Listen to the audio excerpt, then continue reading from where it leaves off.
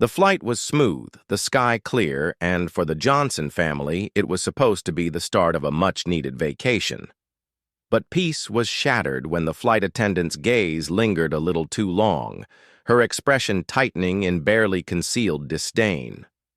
First came the unnecessary bag check, then the whispered accusations. Passengers glanced over, sensing something was wrong, but no one spoke.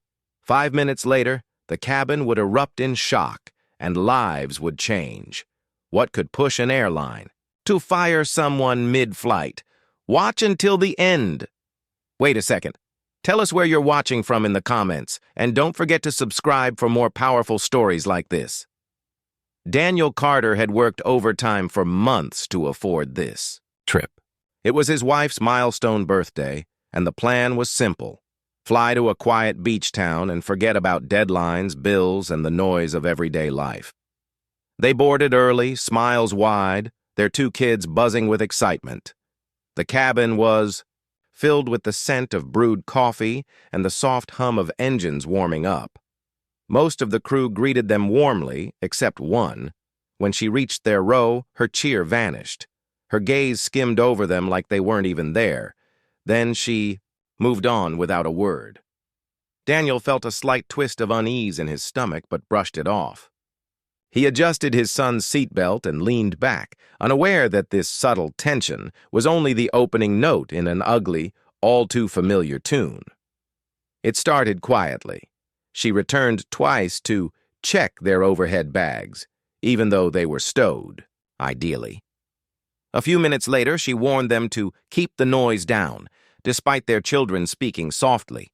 Daniel noticed the difference with other passengers. Her voice was warm, her smile practiced. With his family, it was clipped, cold, and almost accusatory. During light turbulence, she passed with the drink cart, bumping Daniel's shoulder. Hard. No apology, just a lingering glare that made his wife shift uncomfortably. Then came the public accusation. She claimed they were blocking the aisle when his daughter stood to stretch.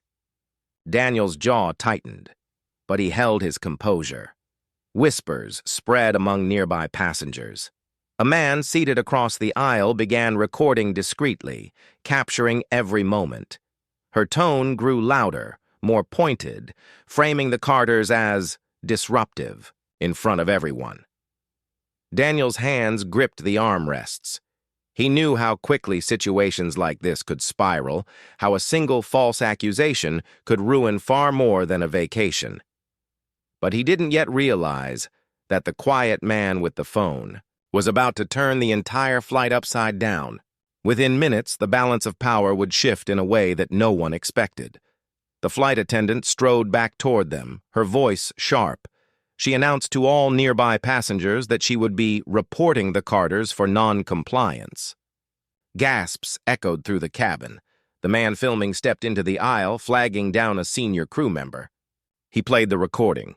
Her selective targeting, her hostile tone, her entirely different treatment toward other passengers. The bias was as plain as day. The senior attendant's face stiffened. She left, returning moments later with the captain.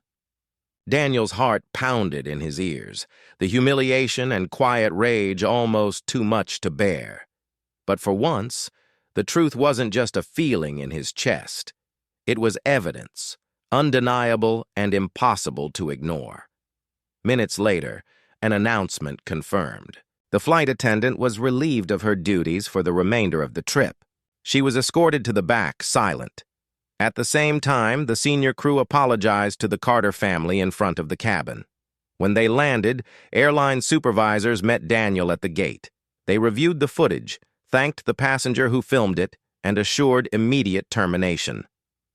Other travelers stopped to share support, some with their own stories of witnessing prejudice in the skies. Daniel knew one firing wouldn't fix an entire system. But on that day, justice had been swift, visible, and witnessed by all. How many more times will it take before this stops happening? Which country and city are you watching from? Take care.